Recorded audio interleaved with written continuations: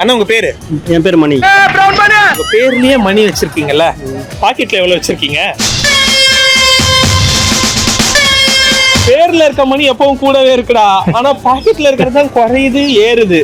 கரெக்டானே? Correct. அண்ணா அந்த மணி ஏன்னா எப்பவுமே நம்ம கிட்ட இருக்க மாட்டேங்குது. எனக்கு கிண்டலா? என்ன பார்த்தா கோமாளி மாதிரி தெரியல. நல்லவங்க கிட்ட எப்பவுமே பணம் இருக்காது. தம்பி, உள்ள போன ஆளுங்க தான் இந்த நாட்டுக்கு தேவை. இந்த பண விஷயத்துல யாராச்சும் உங்க பெருசா ஏமாத்திருக்காங்களா? பெருசா மீன்ஸ் வாங்குறப்ப ரொம்ப ரெக்வஸ்ட் பண்ணி வாங்குவாங்க. வாங்கினதுக்கு அப்புறம் வந்து மறந்துட்டு போயிடுவாங்க. நாட்டுல எங்க பார்த்தாலும் ரொம்ப அதிகமா இதான் நடக்குது. எனக்கு தெரிஞ்ச ஃப்ரெண்ட் ஒருத்தர் என்கிட்ட வீடு ரெண்டுக்காக ரெண்டு கட்டணும் சொல்லிட்டு வாங்கினாரு. ஓகே. ஆனா அவர் வீடே கட்டிட்டாரு. அதுக்கு அடுத்து நான் அந்த அமௌண்ட் திருப்பி கேட்கும் போது என்னையே பகச்சிக்கிட்டு போயிட்டாரு. இந்த மாதிரி மனுஷங்கள்லாம் உலகத்துல இருக்காங்கன்னு எனக்கு தெரியாது சார். நான் வந்து பணம் முக்கியம் நினைச்சேன், நட்பு தான் முக்கியம் நினைச்சேன் நானு. ஆனா அவர் வந்து பணத்துக்காக நட்பை விட்டுட்டு போயிட்டாரு. நான் என் மனசாட்சிப்படி தான் பண்ணிருக்கேன். இவ்வளவு பெரிய விஷயத்த இவ்வளவு ஈஸியா சொல்றாரு பாருங்க.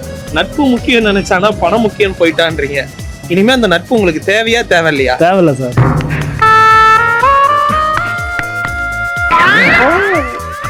எங்கேயோ போயிட்டடா நீ, எங்கேயோ போயிட்ட.